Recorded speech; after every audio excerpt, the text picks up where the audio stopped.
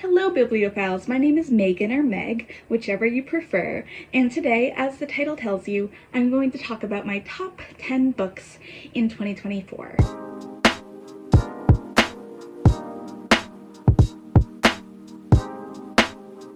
Number 10 is Second Chances in Newport Stephen by T.J. Alexander.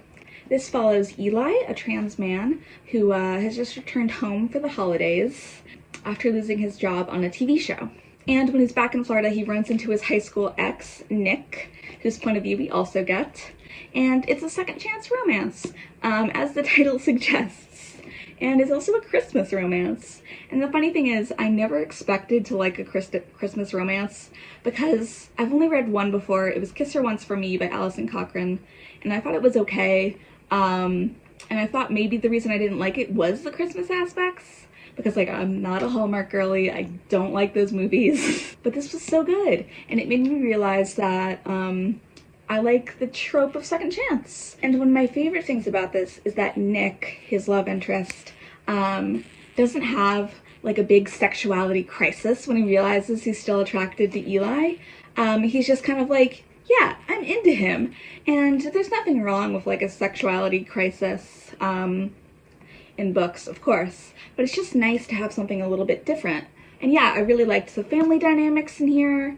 Nick has a daughter, and that's another thing I thought I wouldn't like, is a child character in a romance, but she was just so sweet, and I loved the interactions between Eli, Nick, and Nick's daughter. It was so cute. Nick has an ex-wife, and I also thought that relationship was really interesting. I gave it 5 stars, as I did every book on this list. Now, I don't have a physical copy of number 9, but it is Wish You Weren't Here by Erin Baldwin. It is about a teenage girl named Juliet who has every summer gone to this camp called Fog Ridge Sleepaway Camp. And this camp is really special to her. She always looks forward to every summer when she gets to go. It's kind of like an escape from her real life. And one summer, her enemy, that's kind of a strong word, this girl that she doesn't like named Priya, ends up going to the camp and being her roommate. It's just a really sweet, really well-written YA contemporary. I'm excited to see what Erin Baldwin writes next. I thought the friendships were really lovely. The ending was so cute. And they end up, I almost forgot to say, Priya and Juliet end up falling for each other, so it is sapphic. Number 8 is Love and Other Disasters by Anita Kelly, another romance, and it is set in the world of a reality cooking show. One of the main characters, Dahlia, has just entered the show after having a messy divorce, and she's not really sure what she wants to do in life. She just knows that she enjoys cooking. And she runs into London, who is also a contestant on the show, and they have just come out as non-binary on national television. The two, at first, don't really get along, but they end up falling for each other. And there's a cash prize in the show, which London wants to use in order to raise money for the queer community. It was just such a good romance. It was so sweet. It had a good amount of spice. The characters just felt so real, and I ate it up. No pun intended, that because it's about a cooking show, ate it up. Oops. I didn't say that on purpose. Number 7 is Bianca Torre is Afraid of Everything by Justine Pichello Winans. This follows a teenager who witnesses a murder. Essentially, they are looking out their window one day because they're a big bird watcher, and they see a man killed in the apartment across the way. Bianca decides that they are going to solve the murder.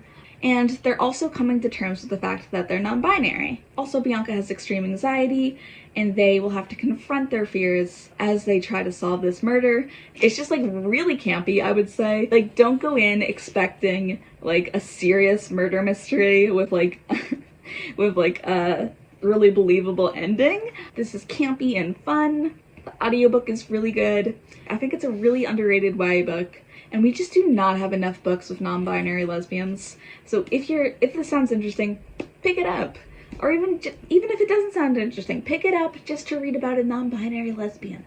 Number 6 is The Starless Sea by Erin Morgenstern. This follows a college student named Zachary who one day finds a mysterious book in the library stacks, and he picks it up and starts reading it and discovers that part of the book is a moment from his childhood. This book is so hard to explain. But essentially, Zachary decides that he's going to figure out where this book came from, who wrote it, if the other stories in the book are true. And it's really interesting because it has excerpts from the book that Zachary is reading and excerpts from a couple of other books as well.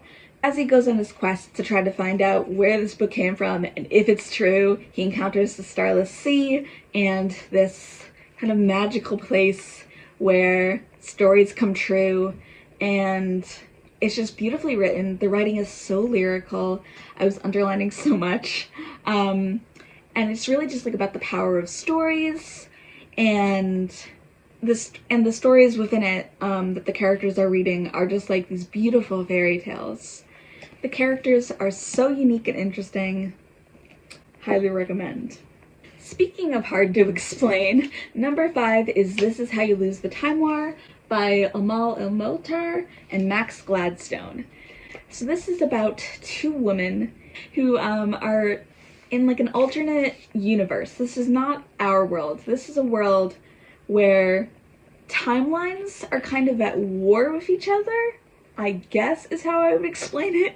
These 2 women end up having a correspondence through letters, even though they're on opposite sides of the time war. And as they write to each other, they end up falling for each other. And the more you explain this book, I feel like the more confusing it becomes. But just trust me that this book is so good. Honestly, do I fully understand what this book is about even though I read it? No. Do I care? No. Because this book is so beautifully written. It's just, the characters are so good. It is like the first proper sci-fi book I ever read, and I realized that like maybe I could read more sci-fi. I don't know.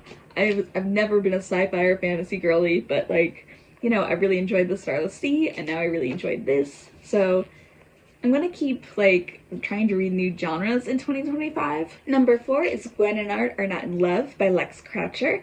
This is set in medieval England, and Gwendolyn and Arthur have been engaged to each other since birth, and the only thing that they can agree on is that they despise each other. They're forced to spend the summer before their wedding together, and within 24 hours, Gwen finds Arthur kissing a boy, and Arthur finds Gwen's diary in which she's writing about how much she's attracted to a female knight. Gwen and Art decide that they will form a pact so that they can help each other out. You know, allow Arthur to be with a boy if he so chooses, and to allow Gwen to pursue the female knight. This book is so funny. It's so clever and witty. It's like made me want to read everything by Lex Croucher. One of the things I've noticed in Lex Croucher's YA books is that they are not afraid of dealing with heavy topics. Sometimes I feel like YA doesn't really go there, but this deals with war and isn't afraid to get into the violence and death that takes place during those. And I noticed that in Lex Croucher's other YA book as well. They really respect their readers and like realize that teens can deal with heavy topics. I say that this book is actually very light, but there is a little bit of heaviness like near the end. Number 3 is Rules for Ghosting by Shelley J. Shore. I picked up this book on a total whim. I had never heard anyone talk about it, but I was at an indie bookstore and there weren't really titles that were on my TBR there, but I picked up this one and just thought it sounded really interesting, and I'm so happy I did because I love this book. I love it so much.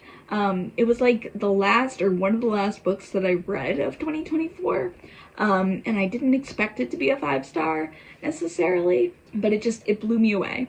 This follows Ezra Friedman, whose family runs a funeral home, and they're Jewish, and I learned a lot about like Jewish burial practices when I was reading this. Ezra left the funeral home long ago to go pursue his own career because at the funeral home he was haunted by the ghosts of people who have died in the past. And he does see ghosts in other places as well, but the funeral home was where he saw the most ghosts, which makes sense. One day during a family celebration, Ezra's mom reveals that she wants to get married to the rabbi's wife, that they've been having an affair and that they're in love. And of course the family is very shocked. Ezra's mom was helping to run the funeral home. So she leaves and Ezra decides that he will step into her role at the funeral home. At the same time, Ezra is falling for Jonathan, his new neighbor, who also helps out at the funeral home. The only issue is that Ezra can see the ghost of Jonathan's dead husband, Ben. So he's kind of trying to balance his attraction to Jonathan and also feeling like he's betraying him, because how do you tell this guy you're into that you can see his husband's ghost? It's so good. It's so well written. I thought like difficult topics were explored with such care, and the characters, I just love them so much. I just can't recommend it enough. This book is so underrated. I never see anyone talk about it, and I think if more people read it, it would be talked about more because it's just that good. Number 2 is How You Get the Girl by Anita Kelly. This follows Julie, who is a high school basketball coach, and one day she gets a new student who is very difficult and doesn't really seem to want to be on the team. And Julie finds out that the girl's foster mom is this basketball star named Elle, who she has always looked up to. And Elle ends up helping Julie as a second coach for the team. And they develop a friendship and eventually fall in love. It's not like a very complicated plot, but the characters are amazing. Loved Julie and Elle's love story so much. I think this is one of the best sapphic romances that I've ever read. And I thought it also had an amazing depiction of depression. And there is a moment in the book where Elle has a depressive episode, and I just thought it was so true to life and realistic, at least in my opinion, in my experience with depression. I cannot recommend Anita Kelly's books highly enough.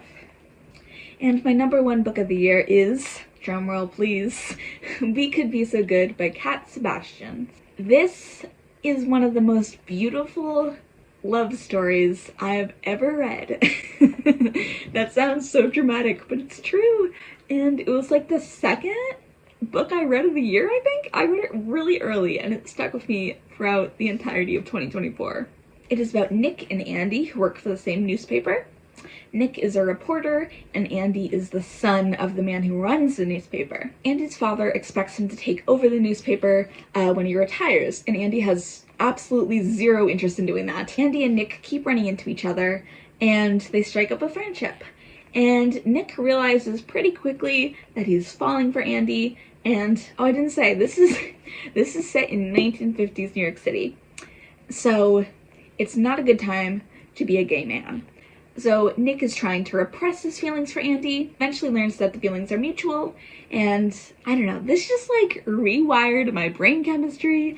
I need to read everything Cat Sebastian has ever read. I read a bunch of her books last year, but there's still more. She's quite prolific. This is the first time in my life that I've looked up fan fiction for a standalone book. Like, I've never done that, but this was so good that I looked, and the results were sad. They left a lot to be desired. This is so good. I can't recommend it enough. And now some quick honorable mentions. Heartstopper Volume 5 by Alice Oseman. Here We Go Again by Alison Cochrane. The Song of Achilles by Madeline Miller. The Pairing by Casey McQuiston.